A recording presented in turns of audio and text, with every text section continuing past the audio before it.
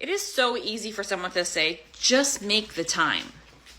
But we're already so busy. That extra 30, 45 minutes that seems so easy for some people to plug into their day seems impossible for you. Does that sound familiar? I can't even tell you. This is one of the number one conversations and a big topic I tackle with every single woman I work with. At the end of the day, when we break down the days, this is what you're going to have to think about. We are busy. But more than busy, we are overwhelmed. This is what happens, is that by the time you're not busy, you're so spent mentally that you can't even give that little extra ounce of energy, even if it's just 30 minutes from your living room to get moving. Ultimately, you will feel better, but you're not there at that point to fully commit to something like that. The thought of it seems impossible. So we're quick to say, I don't even have time for 30 minutes.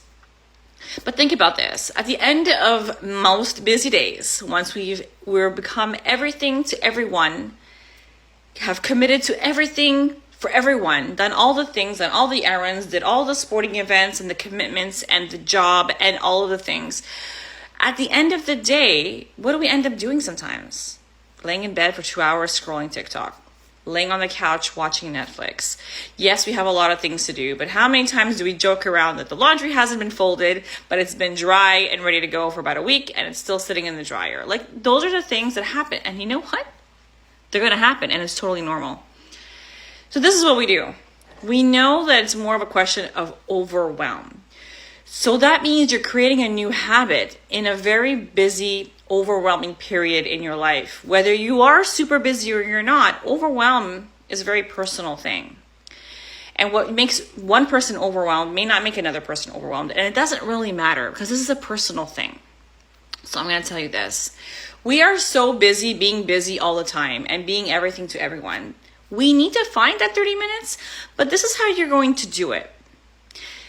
You are going to do something that I call habit stacking. It's going to facilitate injecting something new into your already busy schedule. There are things that you don't think twice about doing. There are things that you know you're going to do anyways, and you do it without thinking. If you have young school-age kids, well, bedtime routines is a non-negotiable. If you've got to get up early in the morning to get everybody ready and get yourself out the door and yourself to the office, that's a non-negotiable. You're going to do that anyways. There are certain things you're going to be doing anyways. You're going to get home. You're going to do whatever it is you're going to do. And then eventually you're going to start making dinner. You're doing that anyways because you've got to eat and you've got to make dinner for the family. This is what I'm proposing you to think about. What are the habits you can stack something on? So let's say you do want to get in that 30 minutes. And we know that we actually do have those 30 minutes. So what's a habit that you don't mind tacking on? One of the most popular habits most of the women I work with tack on is bedtime routine. Although I advocate for mastering your mornings because I find that's easier to tackle at the end of the day and you get it out of the way. An easier one for people to start with is the bedtime routine without thinking of anything else. Not the kitchen, not the laundry, not anything. Especially if it's 30 minutes from your living room with 2 sets of weights. As soon as those kiddos get to bed, you're already in your leggings and your sports top. You get into your living room, you press play, or you do whatever activity you wanted to do. You do it for 30 minutes, and then you continue on with the rest of your evening. You do the dishes or clean up the kitchen or whatever it is that you were planning to do, because you were going to do that anyways. And you had to put your kids to bed anyways. And what ends up happening a lot of the times after we put our kids to bed, we grab our phones. So instead of spending that 30 minutes, which you're going to spend later anyways, so that disconnect that we need, because it's not a downer on spending time scrolling, because we need that disconnect sometimes. That's going to happen anyways. It's going to happen later on. And you're going to have to do the dishes anyway, so you're going to do that. You had to put the kids down anyway. So in between, that habit I'm telling you to stack with is the kids' bedtime routine. And you stack on your workout. So every time you put your kids down without thinking twice, you have your gear maybe already put on, and you go straight to your living room and you get it done.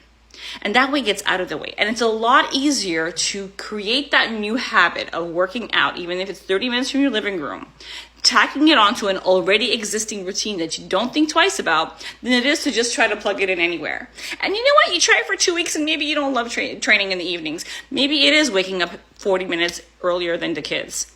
Then you usually work out. And especially if you have those 30-minute quick workouts that, yes, you can get a lot done in 30 minutes, with the right workouts, with the right programs, and with the right guidance, you can wake up that 40, and I know what you're thinking. I am not a morning person. You don't have to be. But let me tell you, when that alarm rings and it's really hard to get up, once you're up, and if you're like me, I have my plant-based pre-workout, that's me shaking it, drinking it, get my workout in and out. I mean, I much prefer that because I know I'm going to be spent at the end of the night, and I really may not feel like it at the end of the night. And you know what? If I didn't do it in the morning, my habit's been created, so I will do it in the evening. But I can tell you, once you try different things, the easier of the hards for me personally are the mornings because of how busy I am and because I know I'll be spent. So think about a habit you have that you're already doing, something you're already taking care of, that you're doing on a regular basis, that you don't think twice about, that you can marry on to that new habit you want to establish. Now, I'm talking about workouts because it's an easy 30-minute conversation that we can literally play something for 30 minutes, get the workout in and out, and that's it. But it could be any habit you want to establish, anything new you want to establish. You tack it on and you start. And then you focus on each day and just checking off each day as it goes. All right, this is day 2 of this series. Stay tuned to tomorrow.